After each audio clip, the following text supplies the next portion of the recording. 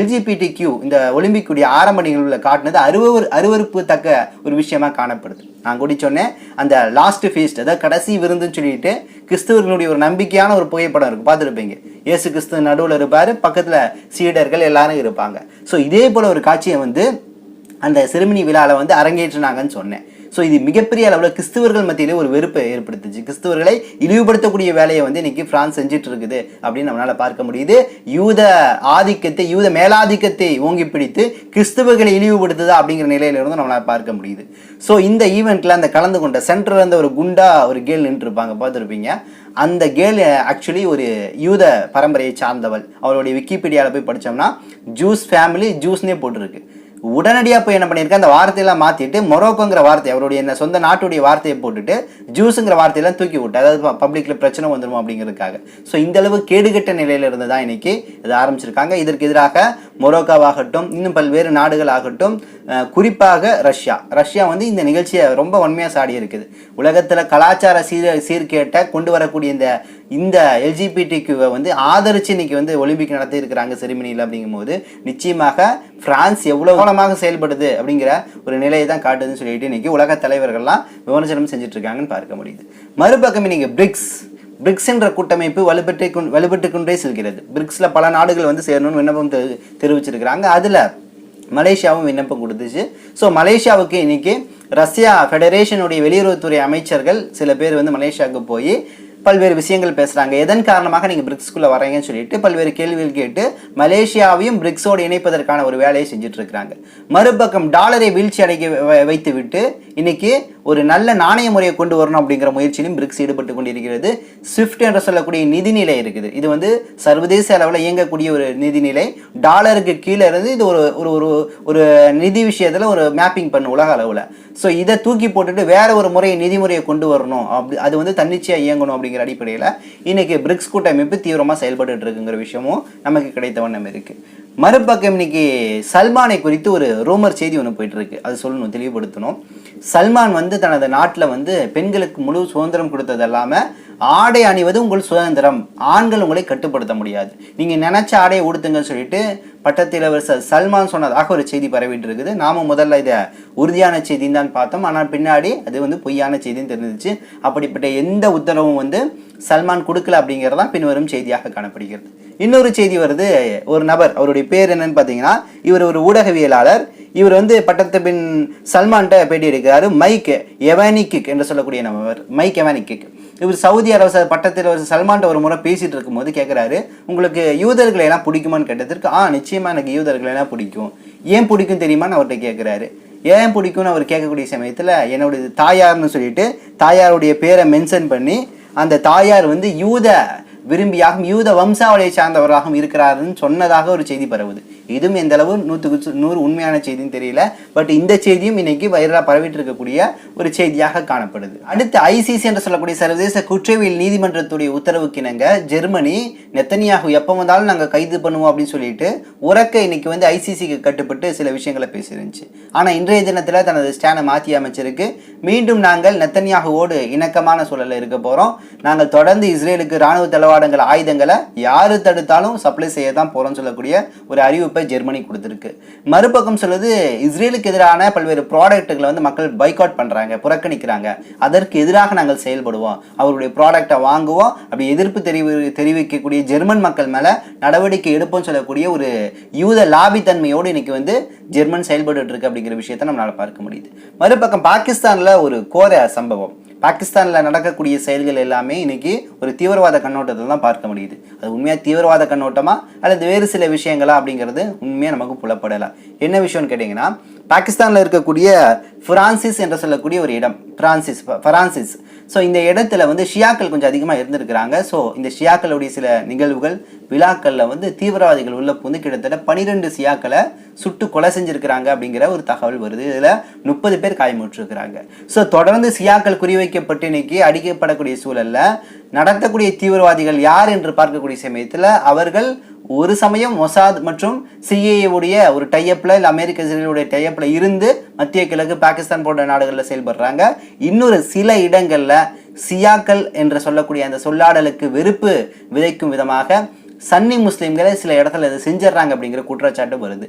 சன்னிகள் சியாக்களுக்கு எதிராக ஒரு எக்ஸ்ட்ரீமிஸ்ட் லெவலில் போய் சியாக்களை அடித்து கொள்ளக்கூடிய ஒரு நிகழ்வுகள் சில இடத்துல நடக்குது அப்படிங்கிற ரிப்போர்ட் வருது. ஆனால் இதற்கு பின்னாடி பெரிய அளவில் இந்த மொசாத் மற்றும் சிஐஏ போன்ற அமெரிக்க இஸ்ரேலுடைய செயல்பாட்டில் இருக்கக்கூடிய எக்ஸ்ட்ரீமிஸ்டுகள் என்ன பண்ணுறாங்கன்னா, இதை எடுத்து மத்திய கிழக்கில் இவங்களுக்குள்ள சியா சன்னி பிரச்சனை இருக்குது அப்படிங்கிற ஒரு மோதலை உருவாக்கக்கூடிய ஒரு வேலையை செய்கிறாங்க. அதாவது சின்ன இஷ்யூவை பெரிய ஒரு இஷ்யூவாக பெரிய பிரச்சனையாக மாற்றக்கூடிய ஒரு வேலையும் செஞ்சுட்டு இருக்கிறாங்கன்னு பார்க்க முடியுது. ஸோ இந்த குழப்ப நிலையிலிருந்து நிச்சயமாக தெளிவடைந்து சியா சன்னி பிரச்சனையை மூலையில் வச்சுட்டு உலகத்தில் இருக்கக்கூடிய பல்வேறு போர் சம்பந்தமான பிரச்சனைகள் குழப்பங்களை தீர்க்கக்கூடிய இடத்துக்கு தான் முஸ்லீம் உம்மத் வரணும் அப்படிங்கிறதான் நமது வேண்டுகோளை காணப்படுது. இறுதியாக தமிழ்நாட்டில் தர்மபுரியில் நேற்று நடந்த சம்பவம். நம்ம பேர் வச்ச ஒரு நபர் தான், கேட்கும் போது கவலையாக இருந்துச்சு.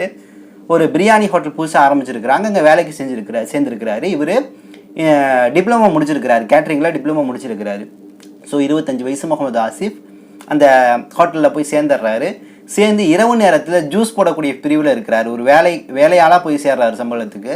அப்படி ஜூஸ் போடக்கூடிய சமயத்தில் உடனடியாக ஒரு 3 நபர்கள் உள்ளே வர்றாங்க. இல்லை, முதல் நபர் வந்து முகமது ஆசிஃப்ட்ட பேச்சு கொடுத்துட்டே இருக்கிறாரு. பின்னாடி ரெட் கலர் ஷர்ட் டிஷர்ட் போட்ட இன்னொரு நபர் வராரு.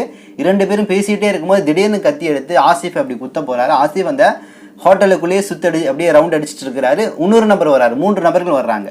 அவரை ஆசிஃப் அவருடைய பேசி அந்த இடத்துல தடுத்து நிறுத்தி மிரட்டி அவனை தள்ளி விட்டு ஆசிஃபை அந்த இடத்துல குத்தி கொலை செஞ்சு ராட் எடுத்து சரமாரியே தாக்கியிருக்கிறாங்க. தாக்கி ரத்த வெள்ளத்தில் முகமது ஆசிஃப் அந்த இடத்துல மடிஞ்சு விழுந்துடுறாரு. இந்த 3 நபர்களும் வெளியே ஓடிடுறாங்க. இது எல்லாமே சிசிடிவி ஃபுட்டேஜில் நம்மளால் பார்க்க முடிஞ்சிச்சு.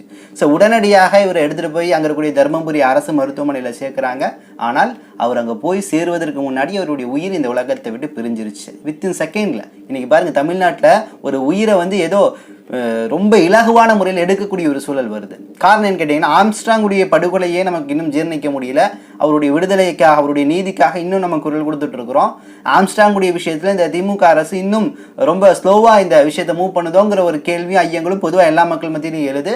ஆனால் நீதி என்பது தவறாமல் கொடுக்கப்படணும் அப்படிங்கிறதா நமது வேண்டுகோளாக இருக்குது. ஸோ இந்த நிலையில் மீண்டும் தமிழ்நாட்டில் ஒரு சட்ட ஒழுங்கு சீர்கேடுங்கிற மாதிரி இந்த சம்பவம் என்பது அமைஞ்சிருக்கு.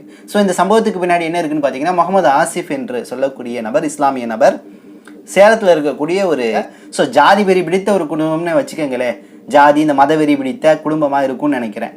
ஸோ அவன் என்ன பண்ணியிருக்கான்னா, தன் பொண்ணை லவ் பண்ண விஷயங்களை தெரிஞ்சு வச்சுருக்கிறான். இவங்க என்ன பண்ணியிருக்காங்கன்னா, ஓப்பனாகவே போய் வெளிப்படையாகவே அவங்க வீட்டில் போய் பொண்ணு கேட்டுருக்குறாங்க. அந்த பொண்ணு வீட்டில் சேலம்னு நினைக்கிறேன், சேலம் தான் அந்த பொண்ணுடைய வீடு. கேட்டுருக்குறாங்க. அவங்க வந்து பொண்ணுலாம் கொடுக்க முடியாது, நீங்கள் வேறு மதத்தை சார்ந்தவர்கள்னு சொல்லிட்டு தாட்டி விட்டுறாங்க. ஸோ இவர் வந்த பின்னாடி முகமது ஆசிஃபும் அந்த பெண்ணும் பேசியிருக்கிறாங்க. அடிக்கடி காலில் பேசுறது, எப்படி நம்ம இந்த மேரேஜ் விஷயங்களை நடத்துறதுங்கிற மாதிரி பேசியிருக்கிறாங்க. இது அவங்க வீட்டுக்கு சுத்தமாக பிடிக்கல. ஸோ இதை எப்படி டீல் பண்ணியிருக்கணுமோ அப்படி சரியான முறையில் டீல் பண்ணாமல் இந்த ஜாதி வெறி மதவெறி பிடித்த இந்த மிருகங்கள் என்ன பண்ணியிருக்கிறாங்கன்னா, இந்த இரவு நேரத்தில் வந்து அந்த இடத்துல முகமது ஆசிஃபை வெட்டி கொலை செஞ்சுட்டு போயிட்டாங்க. ஸோ இது மிகப்பெரிய அளவில் தமிழ்நாட்டில் இன்றைக்கி பேசக்கூடிய ஒரு சூழலில் இருக்குது. ஸோ அப்போ நிச்சயமாக இந்த விஷயத்தில் தமிழக அரசு உடனடியாக நடவடிக்கை எடுத்து இதற்கான உண்மைத்தன்மையை வெளியே கொண்டு வந்து அந்த கொலை செய்தவர்களை நிச்சயமாக உச்சபட்ச தண்டனை கொடுக்கணும். தமிழ்நாட்டில் தொடர்ந்து இது போன்ற வெட்டுக்குத்து கொலைகள் வெளிப்படையாக நடப்பது என்பது நிச்சயமாக தமிழக மக்களுக்கு ஒரு அச்சுறுத்தும் நிலையை உருவாக்கியிருக்கு அப்படிங்கிற விஷயத்தை நம்மளால் பார்க்க முடியுது. இதே போல் ஒரு 2 நாளைக்கு முன்னாடி ஒரு முஸ்லீம் பாய், நீங்கள் அந்த வீடியோலாம் பார்த்துருப்பீங்க, ஒரு பையன் போயிட்டு இருப்பான். அந்த பையனை கூப்பிட்டு அவரு பிள்ளையா இல்லை அவருடைய சொந்தக்கார பிள்ளையான்னு தெரியல, இறங்க சொல்லி அந்த பையனை வந்து ஜாதியுடைய பேரை சொல்லி, அவருடைய ஜாதி பேரை இழிவாக சொல்லி அந்த பையனை அடித்து அங்கேருந்து தாட்டி விடுறாரு. ஸோ இந்த வீடியோ வைரல் ஆகுது. உடனடியாக கைது செய்யப்படுகிறார். ஸோ தாடி வச்சிருக்காரு, தொப்பி போட்டிருக்கிறாரு அப்படிங்கிற அடிப்படையில் ஒரு பேசிக் இஸ்லாம் வகுத்து கொடுத்தக்கூடிய ஒரு அறநெறி கிடையாது. அதாவது தாடி தொப்பி வச்சிருப்பாங்க, குறை சொல்லணும்னு நினைக்காதீங்க. அவர்கள் உள்ளுக்குள்ள இருக்கக்கூடிய அந்த சின்ன வயசுல அந்த கெட்ட வார்த்தை விஷயங்கள் எல்லாம் மாற்றாமல் அப்படியே வச்சிருப்பாங்க. கோபம் வந்தால் உடனுக்குடன் அவங்க வாயிலேருந்து வர்றது கெட்ட வார்த்தை தான். அப்போ எவ்வளோ பெரிய ஈமான்தாரியாக இருந்தாலும் அந்த வார்த்தை வெளிவருது அப்படின்னா அவனுடைய குணமும் செயலும் மாறலன்னு தான் நம்மளால் பார்க்க முடியுது. அப்போ நல்ல நிலையில் நம்ம இந்த மனநிலையை இஸ்லாம் வகுத்து கொடுத்த அடிப்படையில் வச்சுக்கணும். எவ்வளவு கோபம் வந்தாலும் உங்கள் வாயிலிருந்து வரக்கூடிய வார்த்தைகள் இஸ்லாம் கற்றுக் கொடுத்த நெறியோடு இருக்கக்கூடிய நல்ல வார்த்தைகளாக இருக்கும்னு நம்மளால் பார்க்க முடியுது. ஏன்னா இன்னைக்கு அந்த நபர் வார்த்தையை வெளிவிட்டனால தான் அந்த கோபத்தில் அந்த ஜாதியுடைய பேர் குறிப்பாக அப்படி சொல்லக்கூடாது. ஏன்னா இஸ்லாம் அடிப்படையில் அவர் இஸ்லாத்தை படிக்கலன்னு தான் நம்ம சொல்ல முடியும். ஏன்னா அவர் இஸ்லாம் சொல்லுது, நிறத்தாலோ மதத்தாலோ தேசத்தால் எந்த விதத்திலும் ஒருத்தன் உயர்ந்தவன் தாழ்ந்தவன் கிடையாது, ஒருத்தன் இழிவுபடுத்தக்கூடாது அப்படின்னு சொல்லியிருக்குது. ஸோ அந்த கொள்கைக்கு எதிராக வந்து அவர் பேசியிருக்கிறாரு. ஸோ நிச்சயமாக அதுவும் தண்டனைக்குரிய ஒரு விஷயமா இருக்கு. இதற்கு வந்து நம்ம முற்போக்குவாதிகள்லாம் வந்து இன்னும் முஸ்லீம்கள்லாம் பேசலை, முஸ்லீம்னால சைலண்டாக இருக்கிறான் அப்படிங்கிற மாதிரி சில விஷயங்கள் எல்லாம் பேசிட்டு இருந்தாங்க. யூடியூப் ப்ரொட்டஸ்ட் சொல்லக்கூடிய சேனலுடைய மைனர்னு இருப்பார்ல, அவர்லாம் வந்து வீடியோ போட்டிருந்தாரு. அதற்கு ஏன் ரீப்ளே பண்ணல அப்படிங்கிற மாதிரி கேட்டிருந்தாரு. இங்கே யாரும் அவர் ஆதரித்து பேசலை, அவரை தூக்கி கொண்டாடலை. மாறாக யூடியூப்ல வீடியோ போட்டு அவரை கண்டிச்சாதான் கண்டனங்கள்லாம் கிடையாது. உடனே வந்து அவங்க முஸ்லீம் கண்டிக்கலையா வந்து இறங்கி அப்படியே வாய்க்கு வந்ததை உளர்றது. அதாவது உங்களுக்கு நிறைய பார்வையாளர்கள் இருக்கலாம், உங்களுடைய சொல்ல கேட்கலாம். ஆனால் முஸ்லீம் தரப்பில் இருக்கக்கூடிய நியாயங்கள் என்ன, அவர்களுடைய மனநிலை என்னன்னு பார்க்கணும். யாரும் ஆதரித்து பேசலங்கும் போது சைலண்டாக கடந்துட்டு போகணும். அதை விட்டுட்டு நீ ஏன் அதாவது நீ ஏன் மௌனமாக இருக்கேங்கிறத ஒரு கேள்வியை எழுப்பி வந்து வீடியோ போடக்கூடிய சூழலை வச்சுட்டாங்க. நேற்றைய தினம் கூட லீ அவர்கள் வீடியோ போட்டிருந்தாங்க, பார்த்துருப்பீங்க. ஸோ நிச்சயமாக இது போன்ற விஷயங்களை வந்து நாம் குரல் கொடுத்து தட்டி கேட்க கடமைப்பட்டிருக்கின்றோம். அதே போல இஸ்லாம் வகுத்து கொடுத்த பண்பின் நலன்ல இருந்து அந்த கேள்விகளை உறக்க எழுப்ப நாம் கடமைப்பட்டிருக்கின்றோம். இன்னும் சில தகவல்களை திரட்டி கொண்டு இன்ஷா அல்லாஹ் விரைவில் வந்து உங்களை சந்திக்கின்றேன். நன்றி. அஸ்ஸலாமு அலைக்கும் வரஹ்மத்துல்லாஹி வபரகாத்துஹு.